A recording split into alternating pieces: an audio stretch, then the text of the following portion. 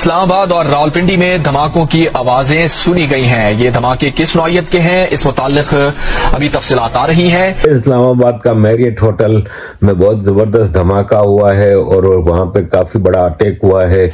लाहौर में भी धमाकों की आवाजें सुननी जा रही हैं। जिस तरह का मुल्क ये चाहते हैं, हमें अपने मुआशरे को, हमें अपनी कौम को, हमें अपने बच्चों को, हमें हर चीज को अपने आप को महफूज करना है इनसे। ये इस तरीके का जो वाकया पेश आया है जिसमें एक खुदकुश बमबार आया, उसने आके अपनी गाड़ी जो है वो फोर्ट के दाखिली दरवाजे के साथ टकरा दी। जो नॉन स्टेट एक्टर्स को पालता है अल्टीमेटली वो नॉन स्टेट एक्टर उसी को टारगेट करता है। हमने तालिबान को पाला है ना कि जब तक डोनाल्ड ट्रंप ने तालिबान से बगराम एयरबेस नहीं मांगी तब तक पाकिस्तान की मिलिट्री एस्टेब्लिशमेंट ने या पाकिस्तान की मौजूदा रेजीम ने कभी भी अफगान तालिबान या वहां की हुकूमत को अपना दुश्मन नहीं कहा था। लेकिन जैसे ही डोनाल्ड ट्रंप ने मांगा, तालिबान ने इनकार किया, पाकिस्तान ने फौरी तौर पर इसको शायद ऐसा लगता है कि मौका समझा और उनको दुश्मन डिक्लेयर कर दिया। ख्वाजा आसिफ साहब को एक रोक दीजिए प्लीज। ख्वाजा आसिफ साहब जिस तरीके से टेलीविजन पे आते हैं, मजीद माहौल को विशिएट करते हैं, हर रोज एक टॉक शो पे आके वो ऐसी ऐसी कहानियां डालते हैं, वो लिटरली अब ऐसा हो गया है कि हम एक दूसरे को एनिमे के तौर पे देखना शुरू कर दिया है। पाकिस्तान का वो इम्प्लोजन ऑफ पाकिस्तान चाहता है, एक मरे हुए हाथी की तरह पड़ा रहे, ब्लाइंड स्टेट बने, ताकि जो मेरे एक्सपेंशनिस्ट और हेजमोनिक भारत जो है, जो हिंदुत्व के साथ अभी जिसकी एप्लीकेशन हुई, उसके आगे ये रोड़े डाट का है जी। तो ओनली हर्डल इन दैट अखंड भारत इज पाकिस्तान। नमस्कार दोस्तों, फिर एक बार पाकिस्तान ने अपनी फितरत दिखा दी है, जहां पर सीज फायर डिक्लेयर करने के बाद भी पाकिस्तानी फाइटर जेट से अफगानिस्तान के अंदर जाकर बॉम्बिंग की, जिसमें अफगानिस्तान के काफी सारे सिविलियंस मारे गए हैं और इनमें से काफी सारे जो अफगानिस्तान के क्रिकेट प्लेयर्स हैं वो भी मारे गए हैं। इसके बाद अब टीटीपी और अफगानिस्तान तालिबान मिलकर कि पाकिस्तान की कैपिटल इस्लामाबाद को जहन्नम बनाने की कसम खाई है और इसी दौरान पाकिस्तान के सबसे बड़े मैरियट होटल पर बड़ा धमाका किया गया है, जिसमें कहा जा रहा है कि 20 से ज्यादा पाकिस्तानी जवान मारे गए हैं और टीटीपी अब तालिबान पाकिस्तान के अलग अलग शहरों में धमाका करती जाएगी। और अब पाकिस्तानी मीडिया में भी बात हो रही है कि पाकिस्तान के डिफेंस मिनिस्टर ख्वाजा आसिफ ने तालिबान को अपना दुश्मन बनाकर बड़ी गलती कर दी। तो चलिए इसी पर आगे पाकिस्तानी मीडिया का रिएक्शन देखते हैं। अगर आपको हमारा वीडियो पसंद आए तो वीडियो को लाइक करें और चैनल को सब्सक्राइब कर लें।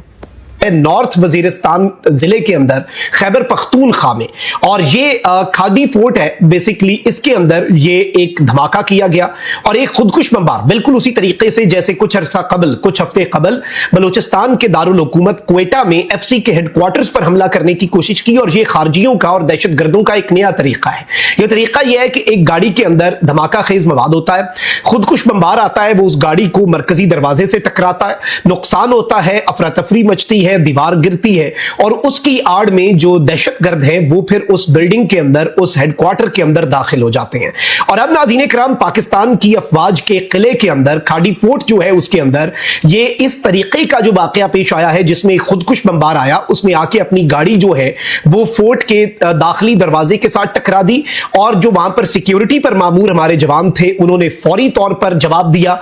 और हाफिज गुल बहादुर ग्रुप जो है, टीटीपी जो है उसका एक ग्रुप है हाफिज गुल बहादुर ग्रुप, और इस हाफिज गुल बहादुर ग्रुप के साथ लिंक्ड एक छोटा सब ग्रुप है जिसका नाम है जसी अल फुरसान मोहम्मद। इन्होंने नाज़रीन किराम इस हमले की जिम्मेदारी भी कबूल कर ली है और इस दहशतगर्द गिरोह ने ये क्लेम किया है कि इनके 12 अटैकर्स जो हैं, यानी एक इनका खुदकुश बमबार और 12 खारजी जो हैं, उन्होंने इस पूरी बिल्डिंग के ऊपर भाई अटैक कर दिया है।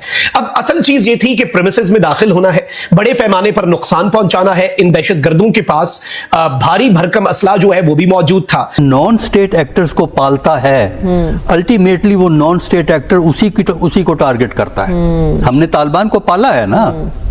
अब तालिबान डॉक्टर साहब, आप दहाइयों बाद हमारी कंफ्यूजन दूर हुई है या नहीं? अभी नहीं हुई है।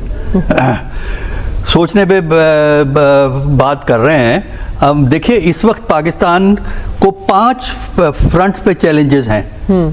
अब पाकिस्तान को ये सोचना पड़ेगा कि पांचों के पांचों परसू करने हैं या हमने उनमें से कुछ को कम करना है। कौन कौन से? एक फ्रंट है इंडिया, ईस्टर्न बॉर्डर।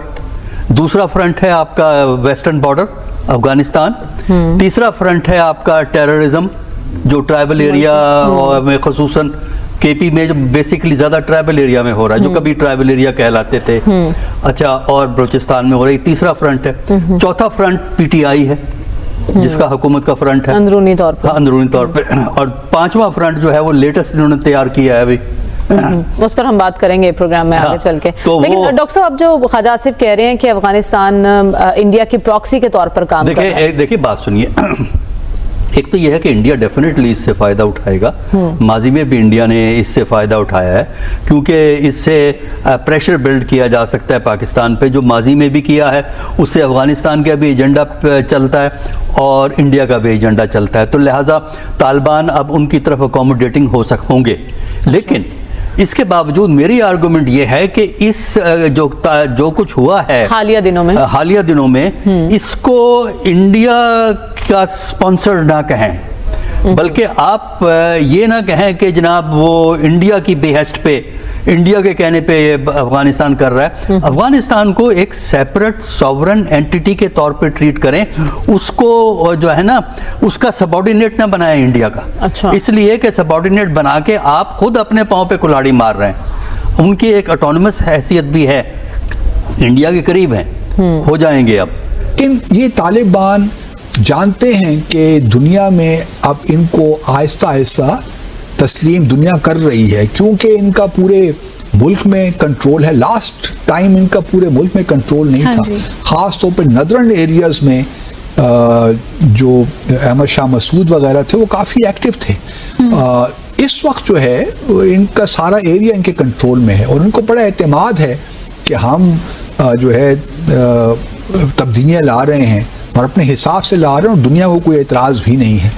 तो ये थोड़ा बहुत हमें भी देखना पड़ेगा कि हमें किस तरह इन मामलात को डील करना है। जो बार बार हम इंक्लूसिव गवर्नमेंट की बात, ख्वाजा आसिफ साहब को एक रोक दीजिए प्लीज़। ख्वाजा आसिफ साहब जिस तरीके से टेलीविज़न पे आते हैं, मज़ीद माहौल को विशिएट करते हैं। फॉरेन ऑफिस है ना बयानात देने के लिए, यार उनको देने दें। DGISPR हैं, उनको बयानात देने दें।